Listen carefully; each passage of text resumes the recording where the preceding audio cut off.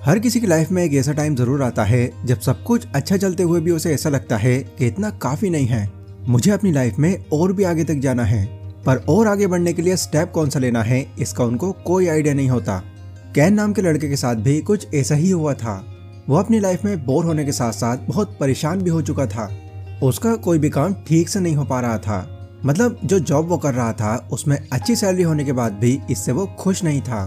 फिर वो जब भी घर जाता तो उसकी वाइफ उससे झगड़ने लगती। इवन उनके जो बच्चे थे वो भी घर की इस टेंशन की वजह से स्कूल में बहुत बुरा परफॉर्म करते थे। ओवरऑल आप कह सकते हैं कि कैन की लाइफ काफी मेजरेबल हो गई थी एंड यही चिंता उनको दिन ब दिन खाए जा रही थी। बट जब कैन ने अपने आसपास के लोगों को थोड़ा डीपली ऑब्जर्व किया तब उनको ये रियलाइज हुआ कि इस तरह की लाइफ जीने वाले वो अकेले नहीं हैं। उनके फ्रेंड्स, नेबर्स, रिलेटिव्स लगभग हर कोई इस तरह की लाइफ जी रहा है। बट अजीब बात यह है कि उनको अपनी इस तरह की लाइफ से कोई शिकायत नहीं है। बट कैन को ये सब कुछ बिल्कुल सही नहीं लगता था। लेकिन कैन की लाइफ तब बदल गई जब उनकी मुलाकात जिम नाम के एक इंसान से हुई। जिम कैन के बेटे के फुटबॉल कोच थे।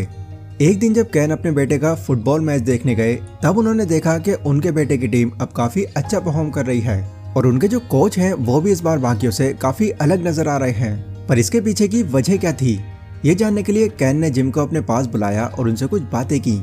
उन्होंने जिम से पूछा, पिछले साल तक तो आपकी टीम बहुत ही नॉर्मल परफॉर्म कर रही थी और उस टाइम मेरी नज़रों में आप भी नॉर्मल ही लग रहे थे। बट अब ऐसा क्या हुआ जो आप इतने बदले हुए लग रहे हैं और आपकी टीम जो कल तक टिक भी नहीं पाती थी वो इतना टफ मैच जीत गई है। जिम कैन से कहते हैं, हाँ पिछले साल मेरी लाइफ नॉर्मल ही थी। मैं अपनी लाइफ और करियर में सिर्फ ठीक ठाक ही कर रहा था, लेकिन मुझे उस टाइम पता था कि इससे मैं और भी बेहतर कर सकता हूँ। इसका आइडिया मुझे 2002 के विंटर ओलंपिक्स के 5000 मीटर मेंस रिले रेस को देख कर आया। इस रेस में कनाडा अमेरिका को सिर्फ 2.9% पीछे छोड़कर आगे निकल गया। जब मैंने इस चीज को देखा मुझे तभी रियलाइज हो गया कितनी ही बार लोग सिर्फ इतना ही नहीं बल्कि इससे भी कम, शायद 1% से भी रेस हार जाते हैं। इसलिए तभी मुझे ये ख्याल आया कि अभी हम अपनी लाइफ में जहाँ पर भी हैं, जिस भी करियर को परस्यू कर रहे हैं, उसमें अगर हम अभी से 1% भी इम्प्रूवमेंट लाना शुरू कर दें तो कुछ ही टाइम बाद हमारी लाइफ पहले से काफ़ी अच्छी हो सकती है। साथ ही हम 1% इम्प्रूवमेंट से अपनी पर्सनल लाइफ जो पहले काफ़ी बिखरी हुई थी उसको भी बेटर बना सकते हैं। जिम की ये सारी बातें सुनने के बाद कैन ने उनसे पूछा कि आपकी तरह अपनी लाइफ मैं कैसे बदल सकता हूँ।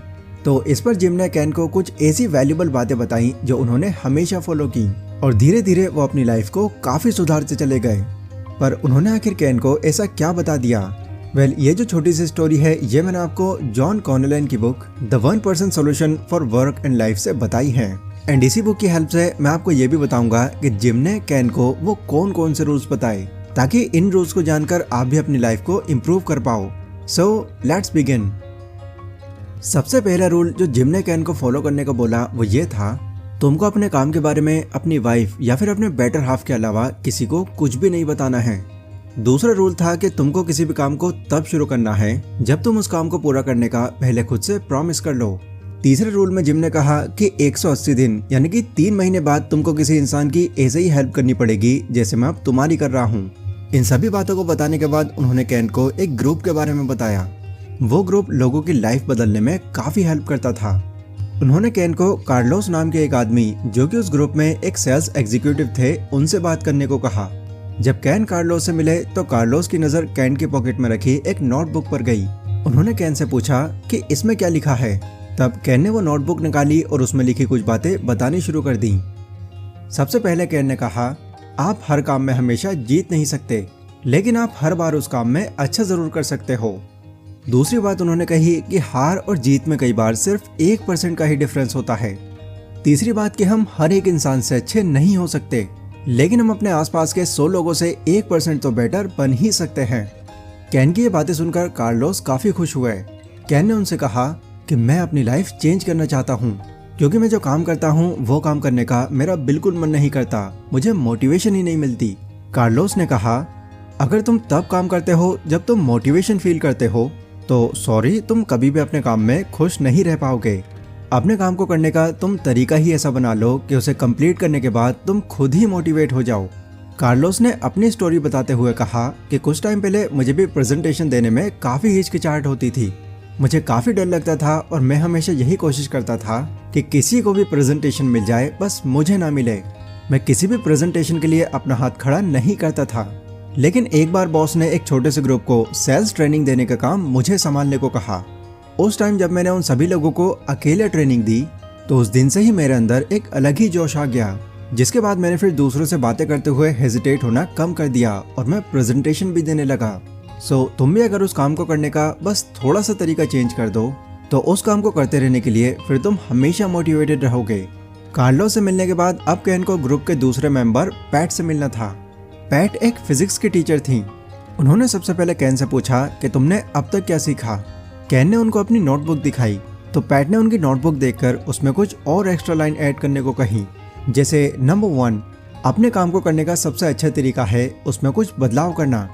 नंबर 2, अगर तुम्हारा कोई गोल है तो उसे एक बहुत ही छोटे गोल से शुरू करो, क्योंकि इस तरह किसी भी गोल पर काम करना तुम्हारे लिए आसान हो जाएगा। नंबर 3, अपने गोल पर कभी भी डाउट मत रखो, उसे बिल्कुल क्लियर कर लो। नंबर 4, डेली कुछ ना कुछ ऐसा जरूर करो जो तुमको तुम्हारे गोल के थोड़ा और पास ले आए। इन सभी बातों को थोड़ा और अच्छे से एक्सप्लेन करने के लिए उन्होंने न्यूटन का पहला लॉ यानी लॉ ऑफ मोशन समझाया।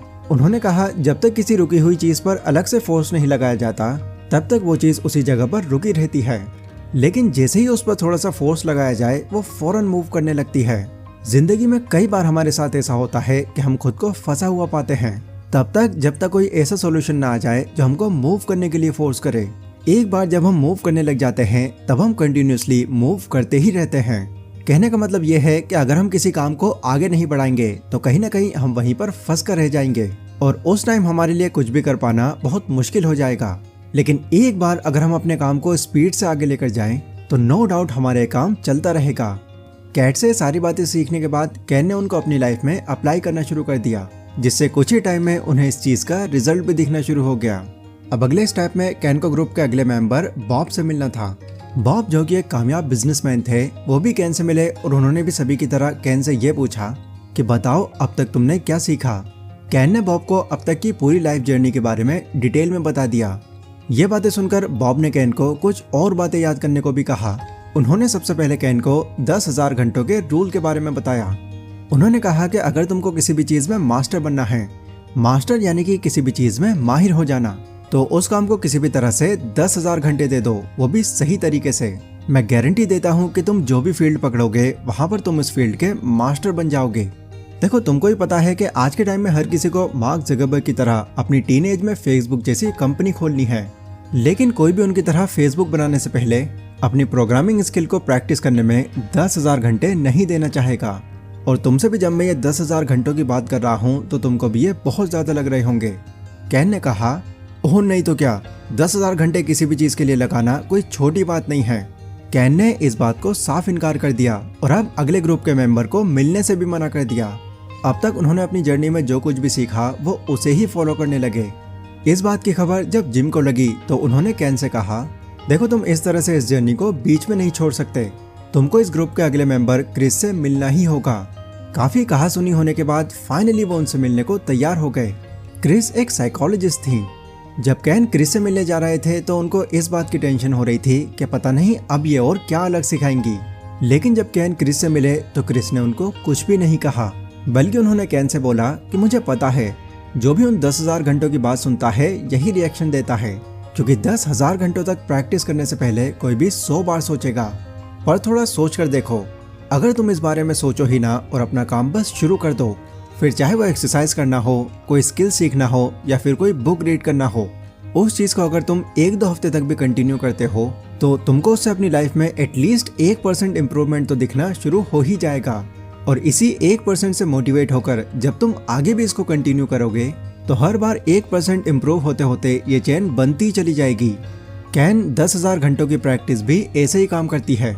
जब तुम शुरू में थोड़ी थोड़ी प्रैक्टिस करके उसे कंटिन्यू रखते हो तो ये डेली की प्रैक्टिस बढ़ते बढ़ते 10,000 घंटों की बन जाएगी। क्रिस से मिलने के बाद कैन को ये बात अब अच्छे से समझ आ गई। फिर उन्होंने इन बातों को भी फॉलो किया और अपनी लाइफ, करियर और फैमिली खुद को हर चीज में इम्प्रूव कर लिया। सो दोस्तों, अगर आप चाहें तो इन बातों को फॉलो करके कैन की तरह आप भी 1% सॉल्यूशन के साथ अपनी लाइफ बदल सकते हैं। और इस पूरी वीडियो में बताई गई बातें इसमें आपके बहुत काम आने वाली हैं।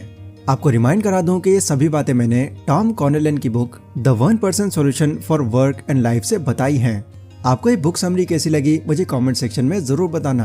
एंड अगली वीडियो आप अपने किसी टॉपिक पर देखना चाहते हैं तो वो आप लोग मुझे कमेंट सेक्शन में सजेस्ट कर सकते हैं। बाकी आज की इस वीडियो में बस इतना ही।